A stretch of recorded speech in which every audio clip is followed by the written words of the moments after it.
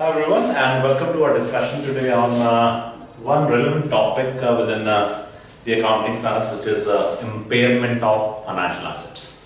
Now, we know that under the accounting standard of the financial instruments, we know that any financial asset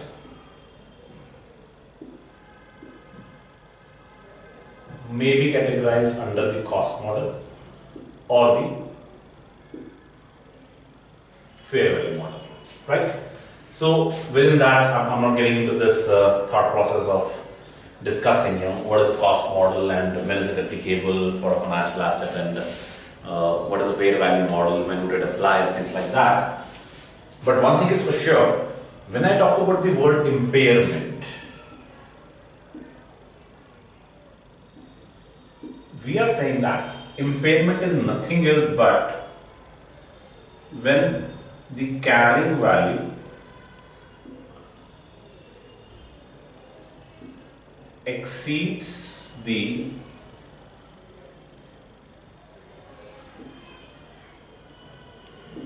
recoverable amount, right?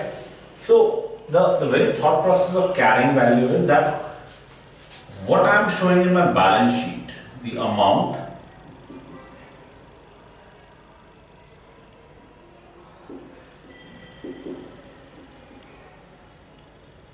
which is being shown in the balance sheet cannot be higher than the amount that is expected to be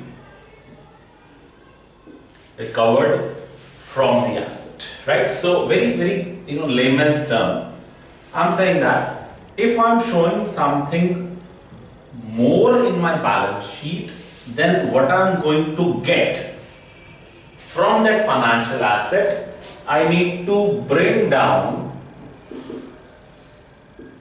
the value or the carrying value of the financial asset to its recoverable amount. Are you fine with that? First of all, that if at all the carrying value, the amount shown in the balance sheet, is more than what I'm going to recover, so I need to bring it down. Why do I need to do that? Because my asset otherwise is likely to be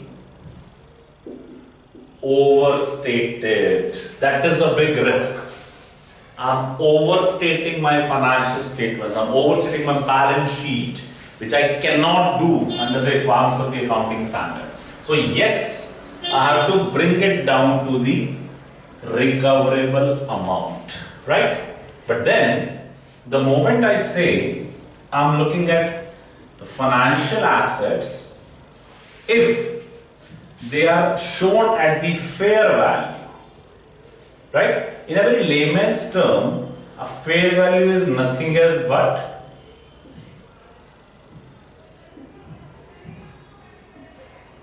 my recoverable amount, right? So, if my financial assets are being shown at fair value, one thing is clear, that I do not need to apply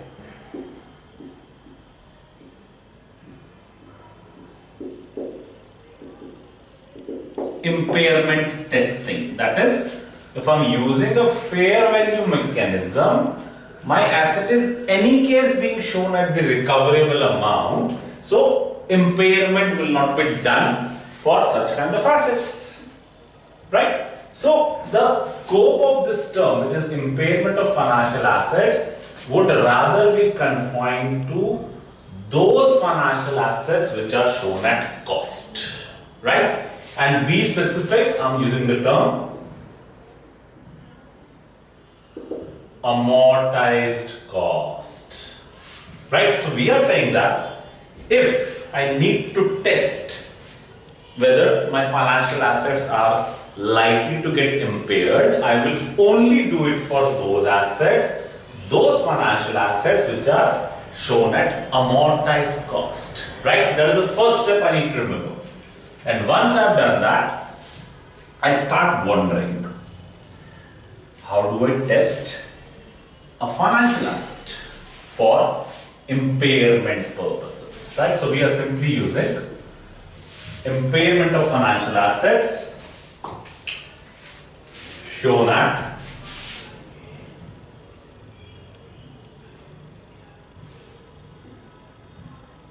amortized cost, right?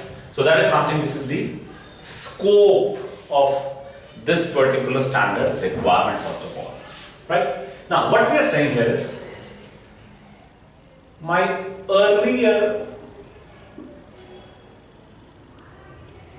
requirements of impairment testing,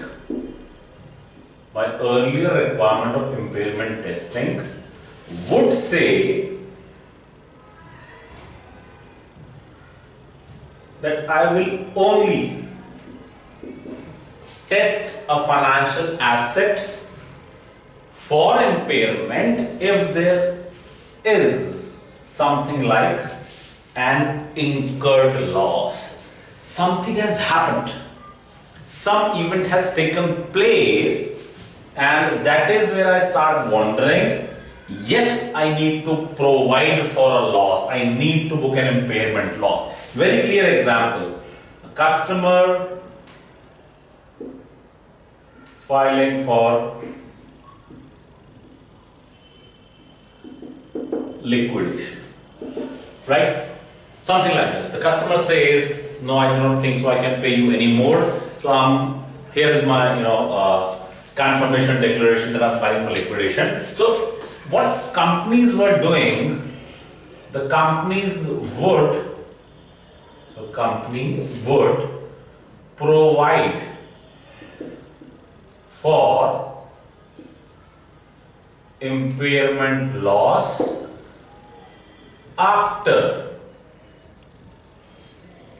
that event would have triggered, the event would have actually been initiated. There would have happened something for me to now take a call that yes, I probably need to book an impairment loss now because something has happened, right? Now if I go back to the framework of accounting standards, I would say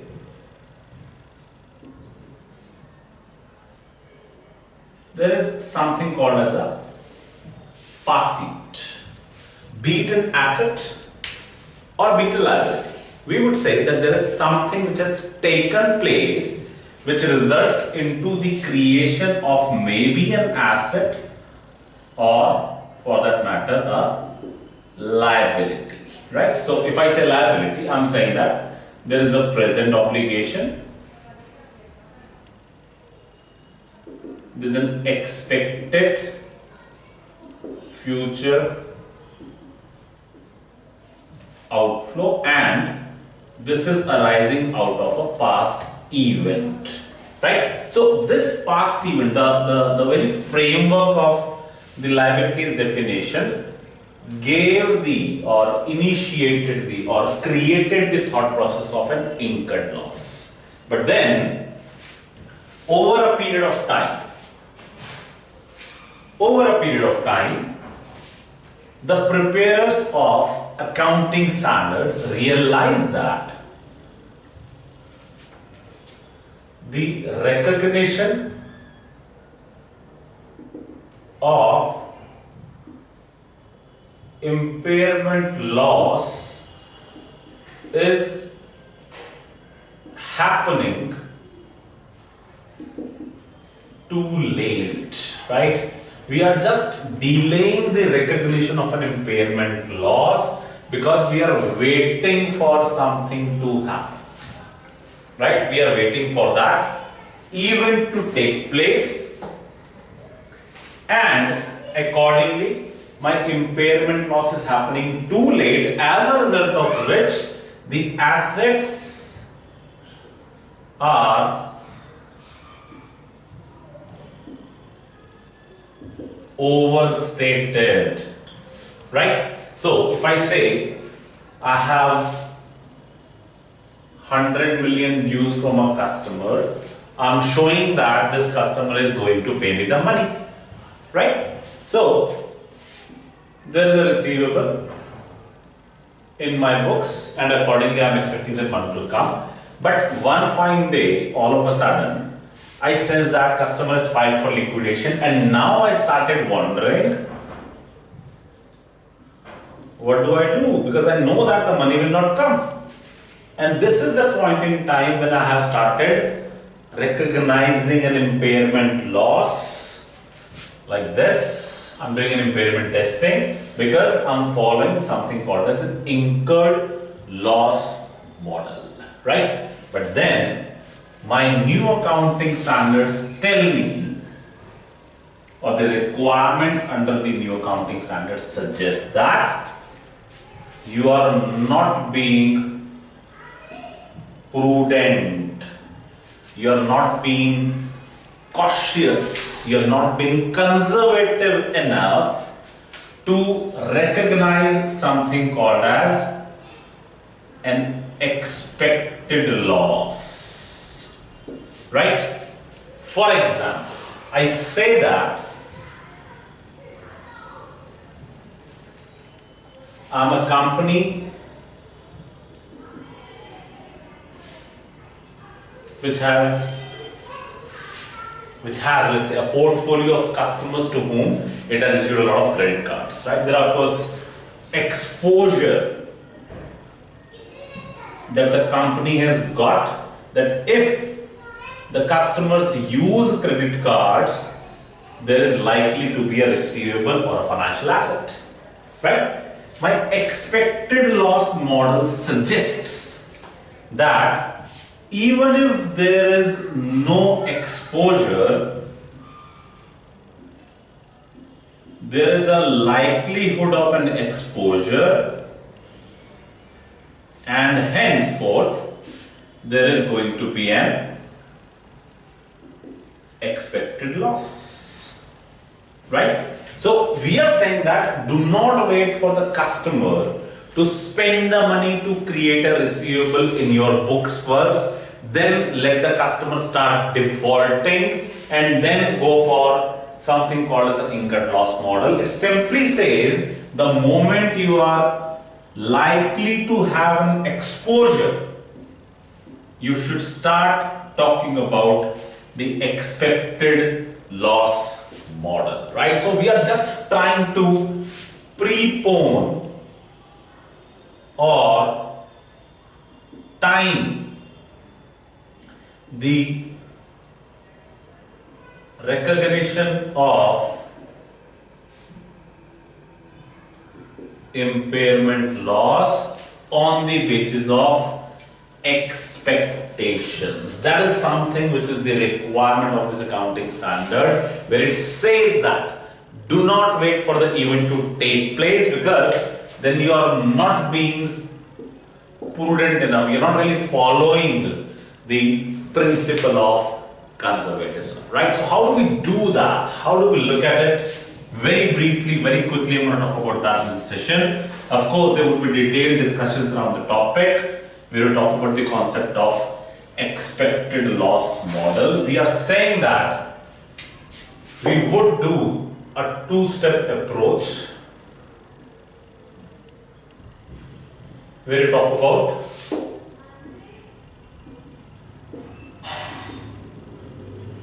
$12 months expected loss as my step 1, and then I'm looking at my step 2 where I say that there could be something called as a lifetime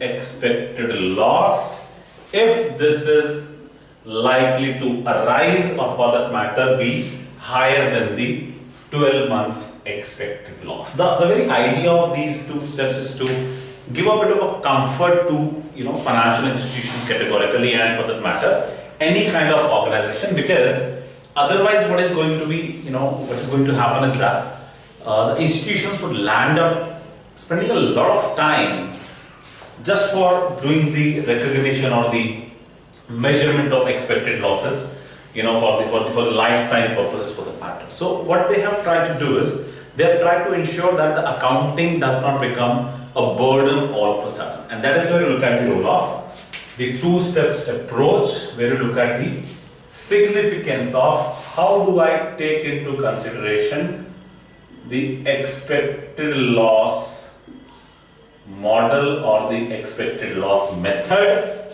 for the purposes of testing impairment of those financial assets, of course, which are going to be shown at amortized cost. Good so far? So we will be discussing that more in detail in the forthcoming sessions. Thank you very much.